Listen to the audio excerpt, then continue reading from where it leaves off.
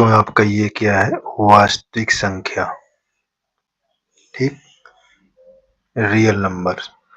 अब real number जो दिया है, वास्तविक संख्या कितनी प्रकार की होती है, ठीक है, वास्तविक संख्या कितने प्रकार की होती है। तो आपको ये क्या बताया गया है, वास्तविक संख्या दो प्रकार की होती है, एक परिमेय संख्या, एक अपरिमेय संख्या। ये दोनों वास्तविक संख्या, दो प्रकार की वास्तविक संख्या, ठीक है। परिमेय और अपरिमेय मिलकर दो वास्तविक संख्या होती है।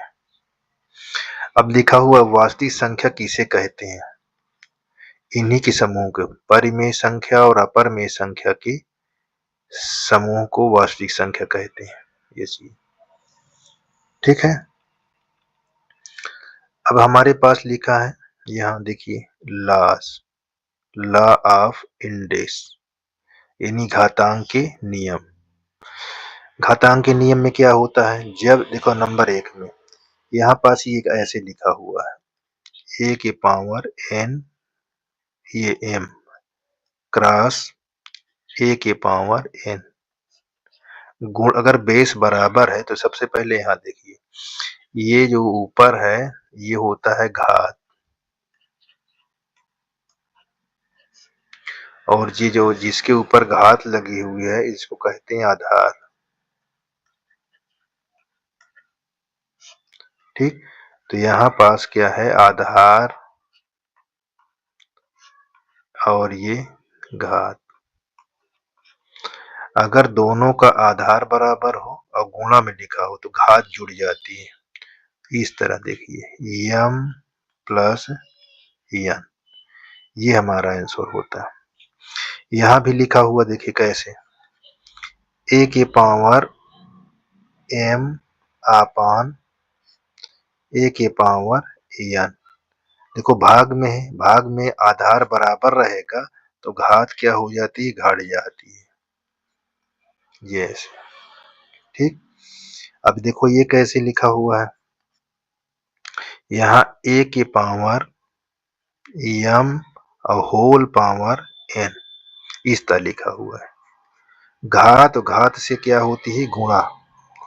जब घात घात का घात से घात हो तो ये आपस में क्या होती है, गुणा। तो यहाँ पास एम क्रॉस एन ये लिखते हैं, और ए घात देखो जीरो, यहाँ पास लिखा है ना, ए के घात जीरो, तो इसकी वैल्यू जब घात किसी की घात हो जीरो तो उसका एक होता है।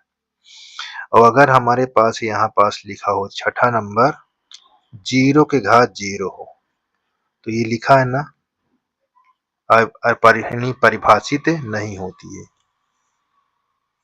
ठीक है, परिभाषित नहीं होती है, ये चीज आपको देखना है। देखिए और क्या है, यहाँ पर जैसे हमको छठा नंबर इस तरह लिखा हो, ए के घात के पावर जो घात हो वो माइनस में हो, ए के घात अगर माइनस में हो तो अगर इसको हम माइनस में है, अगर इसको पॉजिटिव बनाएंगे तो ये बटे में हो जाता है, ये इस तरह पॉजिटिव घात हो जाएगी, ठीक। अगर घात माइनस में है तो उसको ऐसे लिखेंगे तो धनात्मक हो जाएगी। देखिए अगला, ऐसे ध्यान देने की बात है, ठीक है ना, किसी प्रकार की दिक्कत नहीं होनी चाहिए। जैसे इस तरह लिखा हो, ए के पावर यम अपान यन, ऐसे लिखा हो, ठीक। बहुत ध्यान दीजिए इसको। जैसे अब जो बटे में है, ये जो आपको ऐसे दिख रहा है, यहाँ एक, यहाँ यम है और इसके ऊपर एक बटा एन, गुणा करोगे तो इस तरह हो जाएगा, देखो गुणा करोगे तो एम बटा एन हो जाएगा। तो जो नीचे होती है करणी में होती है, करणी कैसे, देखिए इस तरह की करणी बन जाएगी, यहाँ यन दिखाई देगा जो नीचे है, और जो यम है वो घात में ही रहेगा, ऐसे इस प्रकार ध्यान दीजिए, ठीक है ना। कभी भी आपने पढ़ा होगा कि जैसे आपको अंडर रूट 2 लिखा है तो इसको हम 2 के घात 1/2 कर लें, देखो ये 2 है ना, इसी तरह n है तो करणी के रूप में हो जाएगा, इस तरह आपको ध्यान देना है। क्वेश्चन नंबर आगे देखिए, ये आपका 7 है, ये 8 है, ठीक।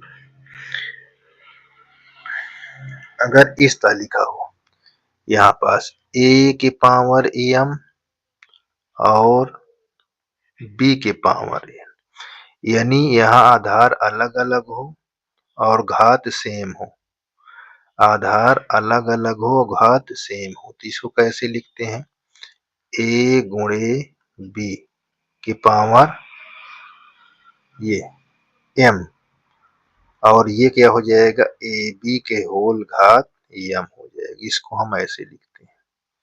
ठीक है, ये सारी बातें आपको जानना बहुत जरूरी है।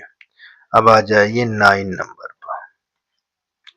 9 नंबर पर आपको कैसे करना है, देखिए जैसे यहाँ ऐसे लिखा हो a के घात 1/n, तो जैसे हमने यहाँ पर बताए तो यहाँ क्या लग जाएगा, ऐसे यहाँ n हो जाएगा, ये a हो जाएगा। ठीक, इस प्रकार आपको दिक्कत नहीं होनी चाहिए। अच्छा 10 नंबर पर देखिए, 10 नंबर पर यदि आपको क्वेश्चन इस तरह लिखा हो a के पावर 1/n और इसका होल ये हो, तो हमने क्या बताया, घात अगर हो और घात से घात हो तो उससे क्या होता है, गुणा में लिखा जाता है, जैसे 1/n गुणे n, तो ये और ये कट जाएगा, आपका कितना आ जाएगा। ठीक है, अब 11 नंबर पर कैसे हो, 11 नंबर पर यदि आपका क्वेश्चन इस तरह लिखा हो n की घात अंडर रूट, देखो यहाँ n अंडर रूट a और यहाँ n अंडर रूट b ऐसे लिखा हो, तो हम क्या करते हैं, यहाँ पास n कर देते हैं और a बटा b, इस फॉर्म में हम लिखते हैं। तो इस प्रकार आपके घात को समझना है, ठीक है ना, ये बात को ध्यान देना है। चलिए अब देखिए, जैसे यहाँ पास दो परमेय संख्या के बीच कितनी परमेय संख्या होती है, तो इसका उत्तर क्या बताना है आपको, दो परमेय संख्या के बीच अनंत परमेय संख्या होती है। जैसे कोई पूछ लेता है ए और बी के बीच, इनके दोनों के बीच कितनी परमेय संख्या होगी, तो आपको बताना है क्या होगी, अनंत होगी। कितना होगी, अनंत होगी। ठीक है ना, ये चीज को आपको ध्यान देना है। दो संख्याओं के बीच सदैव ध्यान देना है, परमेय संख्या की होती कितना है, अनंत। अब यहाँ पर देखिए, दो परमेय संख्या के बीच परमेय संख्या ज्ञात करने की निम्न विधियां। तो सबसे पहले हम प्रथम विधि की तरफ देखेंगे। कौन विधि, मध्य मान विधि, इसको मिड वैल्यू मेथड कहते हैं। इसका उदाहरण देखो हमने लिया, जैसे हमारे पास ये दो है, इसका निकालना है हमारे पास। ठीक है, इसको ज्ञात करने को बोले, परमेय संख्या ज्ञात कीजिए। कितनी ज्ञात करना, एक। तो जो हमको ए दिया है, देखो ए को हम क्या मान लेंगे, 3 और बी को हम क्या मान लेंगे, 4। और कितनी परमेय संख्या निकालना है, एक। ठीक, तो यहाँ पास हम क्या लिखेंगे, Q1 बराबर 1/2 a प्लस बी। अब इस पर रख दीजिए 1 बटा यहाँ पर 2 लिखो, सूत्र बना दिया है, यहाँ 3 यहाँ 4, 4 3 7, तो 7/2 हो जाएगा। ठीक, अब देखो यहाँ सेम टू सेम उसी तरह यहाँ हमारे पास एक मान लेंगे -1/3 और यहाँ b मान लेंगे 1/4। अब यहाँ एक परमेय संख्या एक Q1 कर दो, यहाँ 1/2। अब यही सूत्र आपका है, तो -1/3 प्लस 1/4, यहाँ 1/2, यहाँ 12, 3 चौक 12, यहाँ 4, 4 तिहाई 12, 3।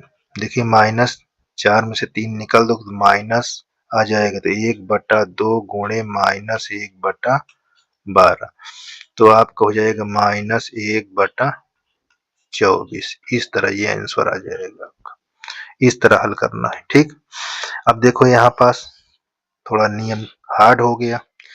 अब इसमें क्या बोल रहा, 3 और 4 के बीच कितनी परमेय संख्या, 6 परमेय संख्या ज्ञात करने के लिए बोल रहा है।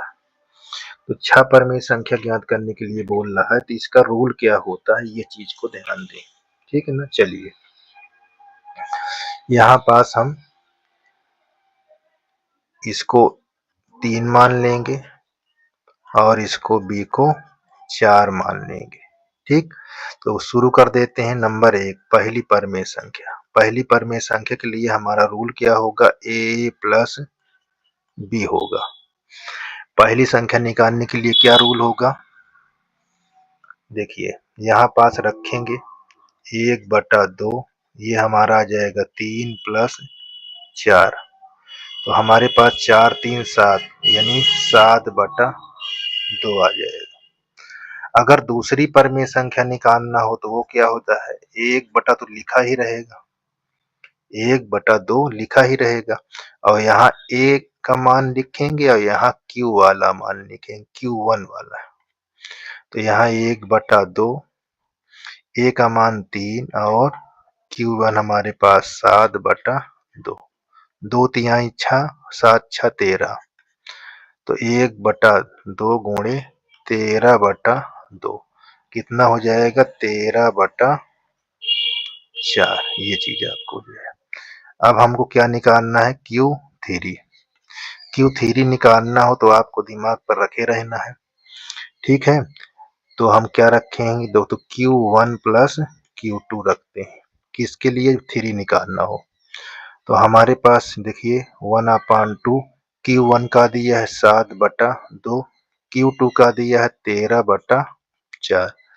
अब इसको हम जब हल करेंगे तो देखो यहाँ एलसीएम 4 ले लेंगे, 2 दूना 4, 2 सते 14, यहाँ 13, 27 देखिए इसको जो 27, 4 दूना 8, यहाँ 27/8 हो जाएगा। ठीक, यहाँ Q4 1/2, अब अपना Q4 निकालना है तो B वाला मान लेना है। ठीक है, और Q1 लेना है, ये ऐसे 1/2, B वाला मान कितना है, 4 है, और ये Q1 7/2 है, 7 दुनाई सॉरी 2 चौक 8, 8 7 15, 15/2 दूना 4, ये ऐसे देखो 2 सते 14 सॉरी 2 चौक 8, 8 7 15 और 2 दूना 4, ये चीज इस तरह हल करना है। चलिए अब कितने बचे, 4 हो गए, 2 और निकालना है। यहाँ Q5 निकालना है। Q5 निकालने के लिए देखिए 1/2 लिखना ही पड़ेगा, और यहाँ पास Q1 लिख लेना है और यहाँ Q4 लिख लेना है इस तरह।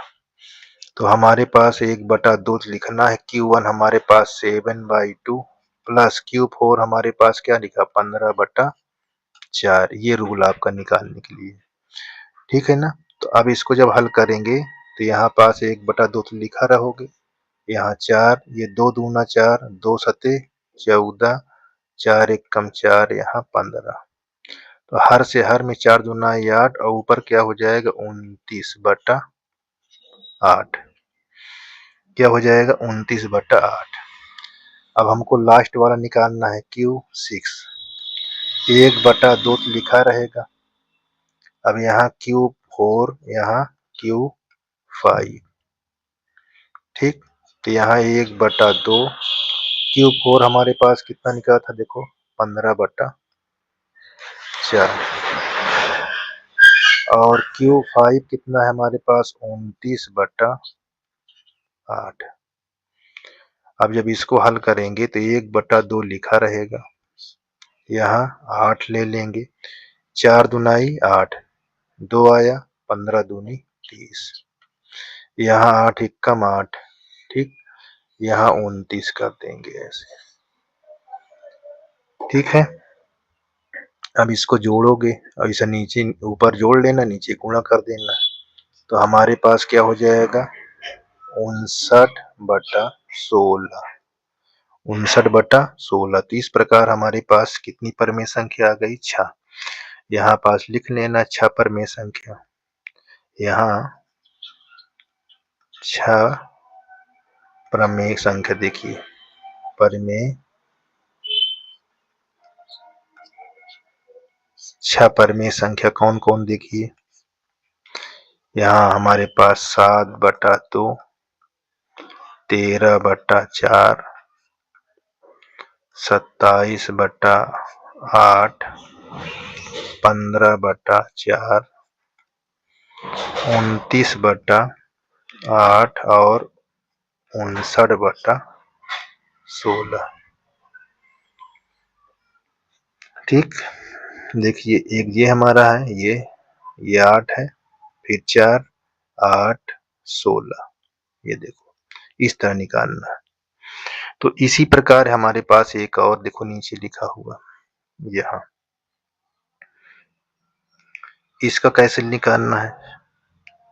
अब उसी प्रकार देखिए निकालना है, 5 निकालना है। तो हमारे पास क्या होगा, हम Q1 ले लेंगे, इसको A मान लेंगे, इसको B। तो Q1 निकालने के लिए 1/2 लिखेंगे, इन दोनों को जोड़ लेते हैं। ये 3 8 24 2 26, 26/3 दूनाई 6, ये आ गया। काट सकते हो, 2 तिहाई 6, यहाँ 13। ठीक, अब Q2 निकालोगे, 1/2। ठीक, Q2 निकालोगे तो क्या लिखना है आपको, यहाँ पास जो रूल शुरू में लिखे थे A लिखना है, और यहाँ पास Q1 लिख देना। यहाँ 1/2 रख दो, ये हमारे पास 2/3 और ये 13/3 आ गया। ठीक, अब यहाँ पास हमको देखिए हर बराबर है, तो 13 2 15, 15/6, ये ऐसे आपको हो जाएगा। यहाँ Q3 निकाल लोगे तो 1/2। अब हमारे पास 3 निकालना है, तो क्या लिखते थे, हमने बताया Q1 और Q2, अभी पहले पढ़ चुके हो इसको।